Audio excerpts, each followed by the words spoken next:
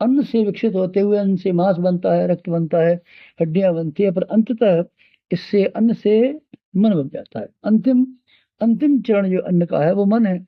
जैसा खाएं अन्न वैसा बने मन, ये उक्ति 100% सही है। अब अभक्ष खाते रहिए, तमोगुणी चीजें खाते रहिए, मांस खाते रहिए, दूसरी घिनौनी चीजें खाते रहिए। फिर आप देखिए आपका मन कैसा चंचल हो जाता है। आप नशेबाज होजिए और फिर देखिए कि आपको मन का स्थिर करना कैसे कठिन पड़ जाएगा। मन अपने आप में नहीं है। ईंधन नीचे डालते हैं तो पानी भगवानी में उबाल आता है। नीचे ऊपर पानी में भगोना है मन तो। नीचे आप जैसे लकड़ी डालेंगे वैसे ही तो उबाल आएगा।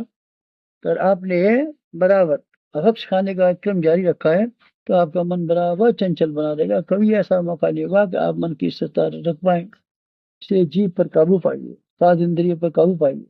सात पर आपने काबू पा लिया तो अपने मन की संभालने और शरीर की बीमारियों से मुकाबला करने में आप सफल हो जाए। जीव की बात चल पड़ी तो एक और जीव का हिस्सा है। जीव को दो इंद्रियों में शुमारा गया है। एक इसको स्वादिंद्री भी कहते हैं और एक इसको वाक इंद्री वाणी इंद्री भी कहते हैं। वाणी पर संयम, वाणी पर अगर आपका संयम नहीं है, चाहे जिससे चाहे ऐसे शब्द बोलते हैं, कड़वे बोलते हैं, क्या बोलते हैं क्या नहीं बोलते हैं, इसका परिणाम क्या हुआ? इसका परिणाम बहुत खराब होगा। इसका परिणाम कभी अच्छा नहीं हो सकता है। वशीकरण एक मंत्र है, तजदे वचन कठोर। हुआ अपने कड़वे वचन से सबको नाखुश करता रहता है और कोयल अपने मीठे वचनों से सबको प्यार, सबकी प्यारी बनती रहती है। जीव को हमको दूसरों को सम्मान देना चाहिए, दूसरों को इज्जत और अपनी नम्रता का ध्यान रखना चाहिए। क्रोध और आवेश में कई आदमी ऐसे शब्द बोलते रहते हैं कि मुनासिब नहीं होते। इसका परिणाम ये होता है कितने आदमी बैरी विरोधी हो जाते हैं।